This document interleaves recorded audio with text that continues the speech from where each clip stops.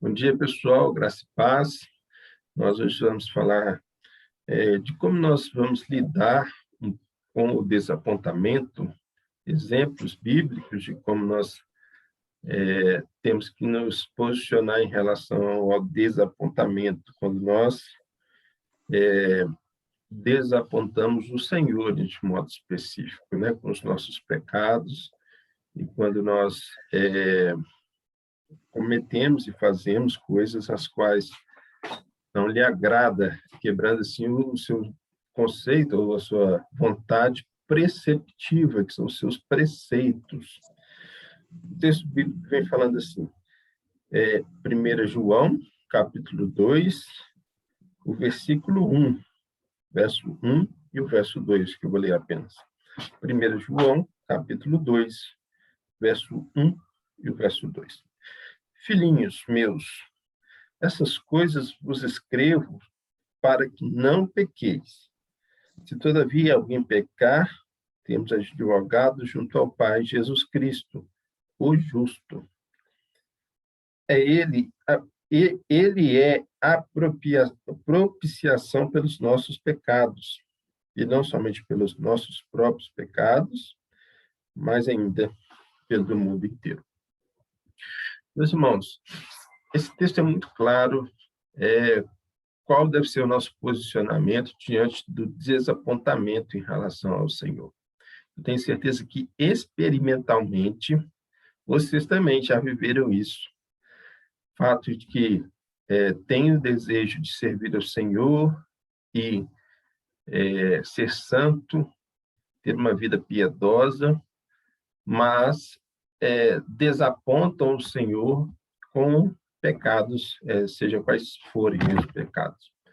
Isso acontece comigo e acontece com todo aquele que é cristão que já teve a culpa do pecado removida, mas ainda o pecado nos assedia, conforme lemos em Romanos. Capítulo 8 fala que ali há uma batalha entre a carne e o espírito.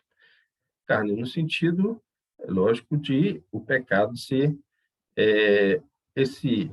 essa personagem, vamos dizer assim, né, que nos assedia constantemente. Mas essa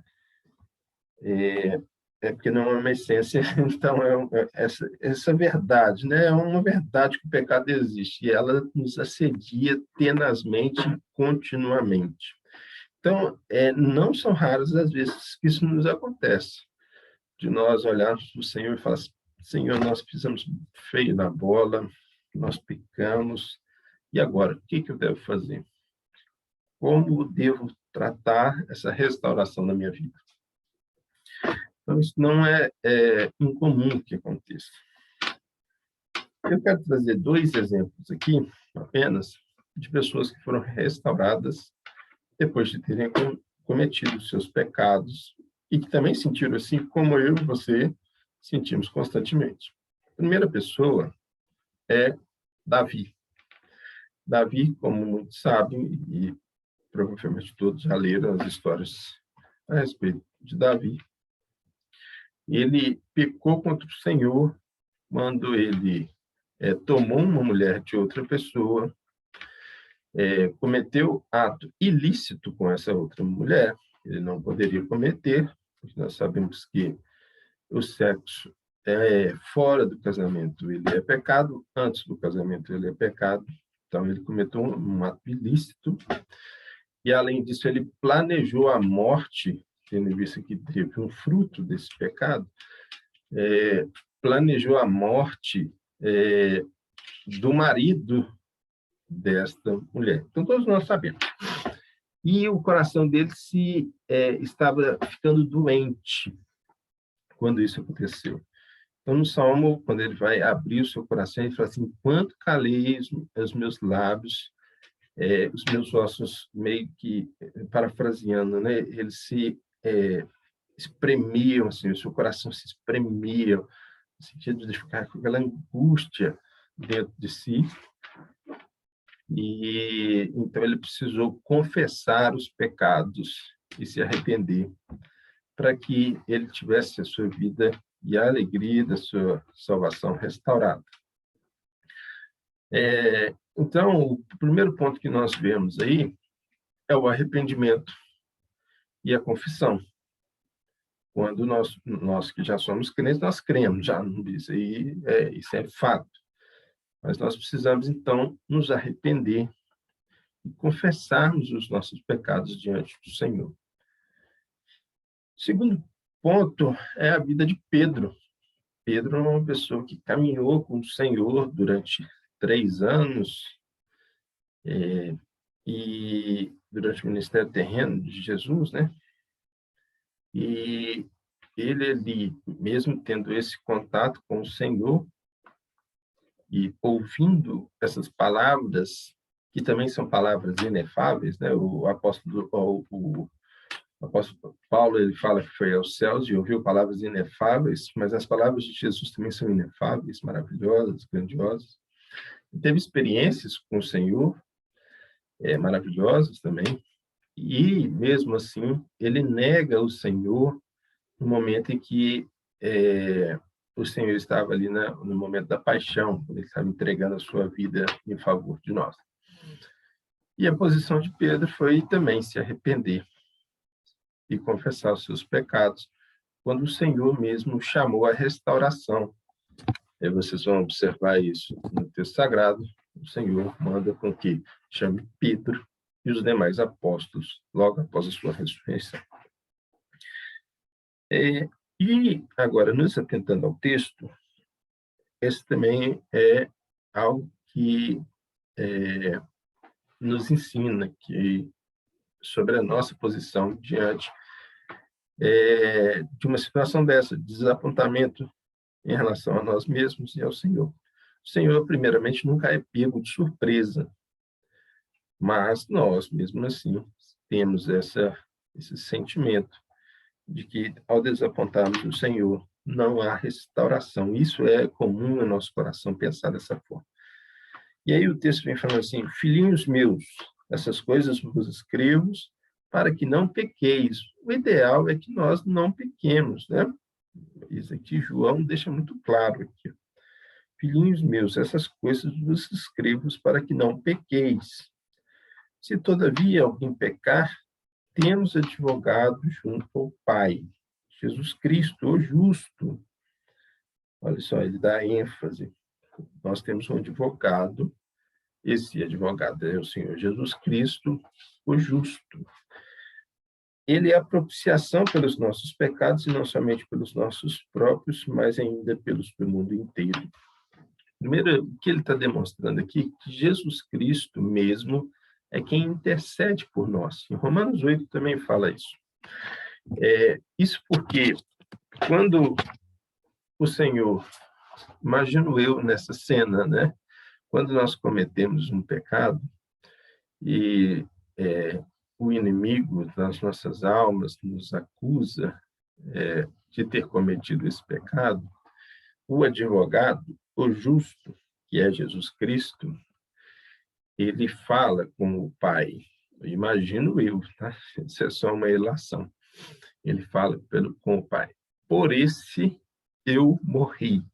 Ou seja, por esse pecado, que é os pecados passados, os presentes e o futuro, eu morri como propiciação pelos seus pecados. Isso porque a justiça que nós fomos feitos, o texto sagrado fala que nós somos feitos justiça de Deus, ela é uma justiça que ela é um crédito infinito na nossa vida, removendo tanto os pecados passados, quanto os pecados presentes e aqueles futuros. Por isso, nós podemos ter restauração.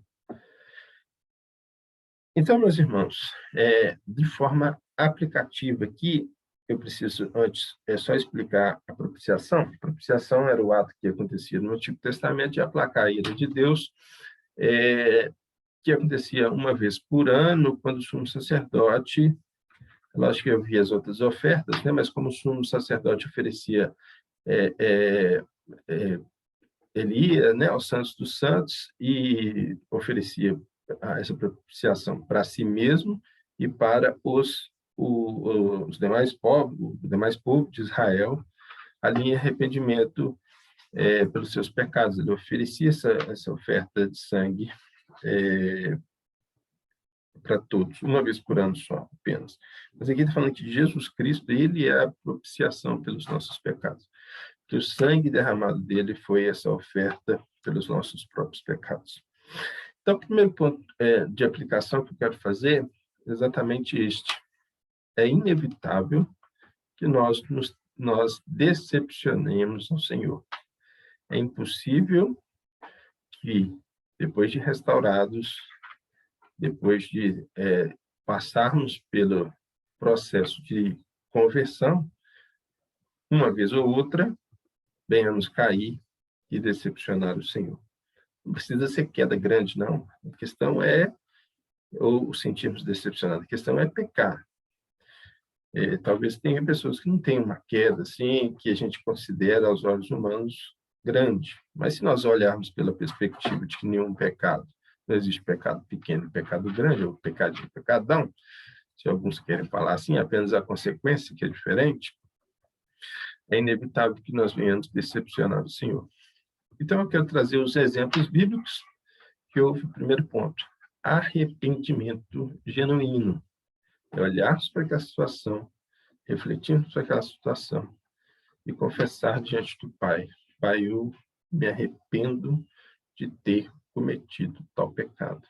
Eu me arrependo de ter me posicionado de tal forma. E aqui o texto fala que nós, quando fazemos isso, não está explícito no texto, mas está implícito nos textos, quando você lê toda a carta de 1 João e o contexto geral das cartas de João e a própria Escritura, você entende isso? Quando você se arrepende e confessa, nós temos um advogado que fala assim, olha, pelos pecados do Ronaldo, eu já morri e eu estou santificando ele dia após dia com a atuação do Espírito Santo. E aí eu entendo que a santificação é sinergista, é uma atuação do Espírito Santo, também é um esforço meu, diferente da nossa salvação, que ela é monergista, que é uma atuação específica do Espírito Santo. Então, eu estou santificando ele. Mas, mesmo assim, o Senhor é quem é esse advogado nosso diante dessas decepções, desse sentimento tão ruim que nós sentimos quando nós pecamos contra o Senhor. Então, primeiro ponto, eu já falei, arrependimento e confissão. Segundo ponto, é saber que existe a restauração. Você, ao se arrepender e ao confessar, você de fato é restaurado. E o terceiro ponto, você pode desfrutar novamente da alegria da salvação. Isso porque se você creu piamente no Senhor, teve uma vida regenerada, teve um coração transformado e teve uma vida regenerada, você não perde a sua salvação, mas você pode chegar ao estado de perder a alegria da sua salvação. E aqui, como o salmista fala, Senhor, restaura-me a alegria da minha salvação. Amém? Que Jesus te abençoe, tenha um excelente dia e uma excelente semana.